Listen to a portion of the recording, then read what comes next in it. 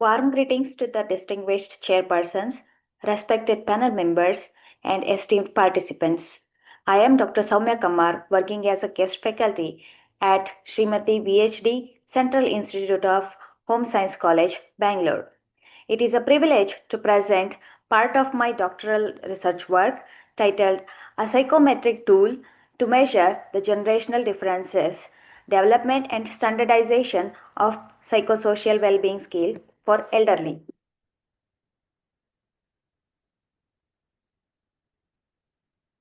We all know that aging is a complex and heterogeneous process. Assessing the psychosocial well being of elderly is crucial in order to identify the early detection and prevention of mental health problems. Uh, However, in Indian context, a comprehensive and culturally sensitive tool to assess a psychosocial well being scale holistically remain limited. So, recognizing this gap, this study aimed to develop and standardize a psychosocial well-being scale specifically for elderly individuals, which is also a culturally sensitive tool to measure well-being across emotional, mental, physical, and social context. The objective of this study are first is to develop a comprehensive psychosocial well-being scale for elderly using psychometric procedures. Second is to demonstrate its application at community level for assessing well-being among elderly population. Coming to the methodology, the scale construction followed a systematic psychometric procedures based on the theoretical foundations and extensive literature review and expert consultation. 9 dimensions were identified, namely psychological resilience, cognitive functioning, emotional wellness, financial autonomy, cultural engagement, spiritual wellness, physical wellness, subjective well being, and interpersonal relationships. An initial pool of 86 items were generated, and after an expert validation and phase content validity and refinement, 80 items were finalized for item analysis.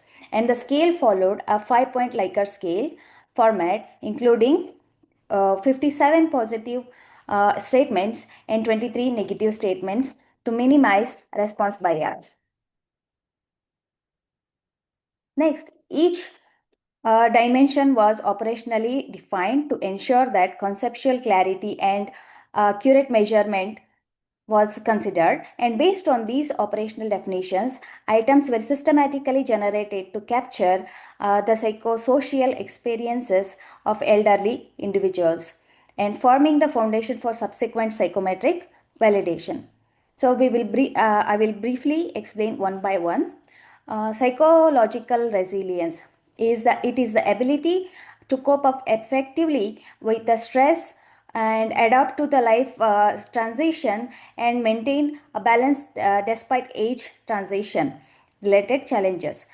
Cognitive functioning represents the mental ability required for daily decision making and including like memory, reasoning, problem solving in day-to-day life. And emotional wellness refers to the capacity to understand and regulate and to express emotions in a healthy manner.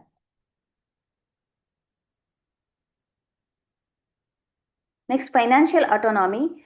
It represents an elderly person's perceived independence in managing financial needs, and cultural engagement is an active participation in a cultural traditions and rituals and community participations and practices.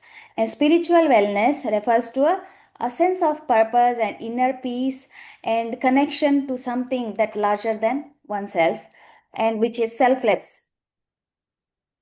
Next, physical wellness. It represents a perceived health status and lifestyle practices and the ability to perform daily activities independently. Subjective well-being reflects how an individual evaluate their own lives, including life satisfaction, happiness, and overall contentment. So, interpersonal relationships refers to the quality of social connections with family, friends, and other community members. So together, all these 9 dimensions for assess or measure psychosocial well-being as a holistic and multidimensional construct rather than a single state of a elderly person. Coming to the item analysis, for item analysis, the preliminary scale was employed on 100 elderly respondents. Item randomization was done to eliminate order effects and fatigue bias to break the testing awareness. The item discrimination and item difficulty indices were calculated, and top 27% and bottom 27% of scores were compared to determine how effectively each item is differentiated between high scorers and low scorers. So after analysis, 26 items were rejected and 8 items were revised and 52 items were retained. So finally, making it a 60 item were selected for the standardization. The final 60 items scale was administered on a larger scale sample of 466 elderly individuals aged 60 years and above. So the data collected was systematically coded, tabulated, and compiled for subsequent subjected to appropriate statistical analysis to establish the reliability, validity, and normative properties of the scale. An exploratory analysis using principal axis factoring with the direct oblique mean rotation was applied to examine the internal structure. Here we can see that in table 2, Kaiser-Meyer Olkin value was 0.82, indicating sampling adequacy, and Bartlett test of sparsity was statistically significant at 1%. So these results confirm that the data were suitable for factor analysis. Coming to the factor extraction, exploratory factor analysis was conducted using principal axis factoring, as it focuses on sharing variances and is suitable for psychological constructs. Since psychosocial dimensions are theoretically related, direct oblique mean or oblique rotation was applied. Items with a factor loading greater than 0.40 were retained, and the analysis confirmed that the theoretical 9 dimensional model was empirically supported. The same table is represented in the scree plot. Here in scree plot, the support the factor retention decision. In this plot, eigenvalues plotted against the factor numbers.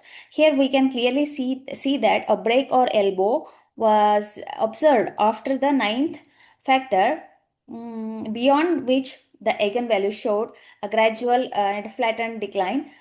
This indicates that factor beyond this point contribute minimal additional variances. Hence, the 9 factors were retained, and which also aligned with the theoretical framework of the psychosocial well-being.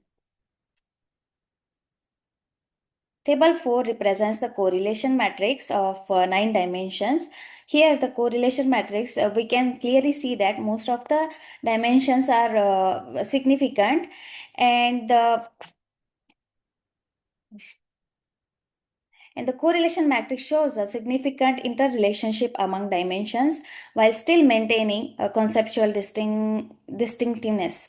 So this supports that the multidimensional yet interconnected nature of the psychosocial well-being scale. Coming to the mean and standard deviation of the scale, this table represents a descriptive statistics of the psychosocial well-being scale. So the mean score here, 199.57, indicates that well-being indicates that elderly showed a moderate to good level of psychosocial well-being, and a standard deviation of 31.598 shows that some elderly scored higher and some lower than the average. So, but the differences were within the expected range. In simple words, we can say that mean and standard deviation provides a statistical basis for a clarifying elderly individuals into different levels of psychosocial well-being as high, low, and average for comparing groups in further analysis. Coming to the reliability, the scale demonstrated strong reliability. So the total Cronbach alpha was found to be 0.89, and here in split half, the reliability was found to be 0.831.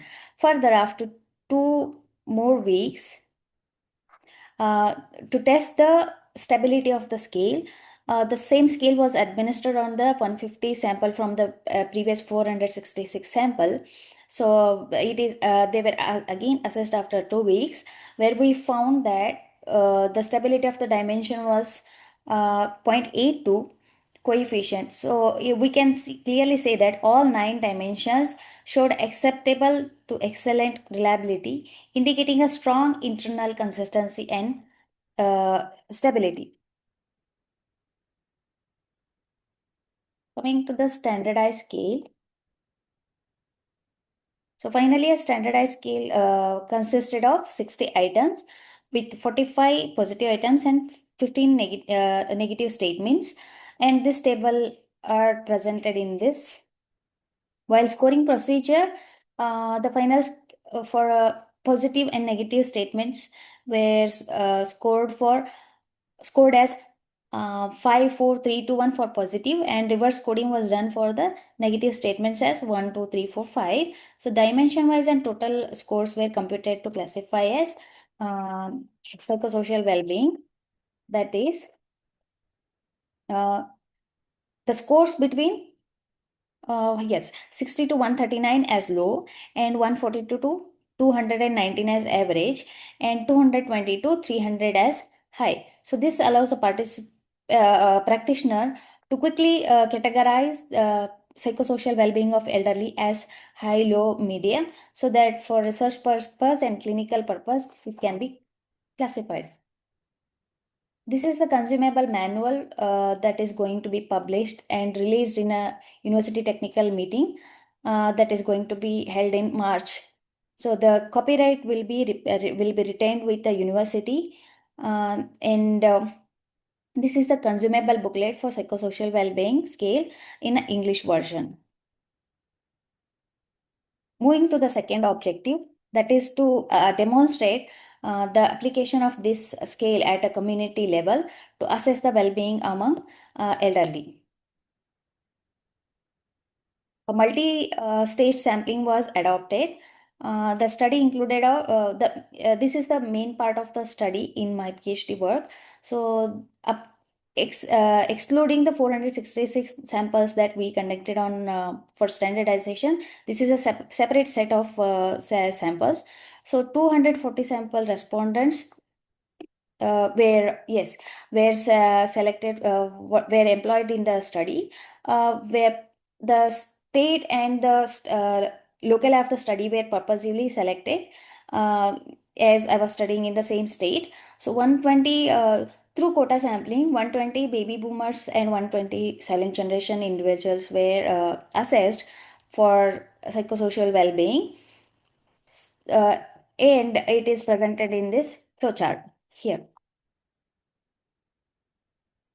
So the table 12 indicates that a generational differences, yes, a gender differences observed in the study.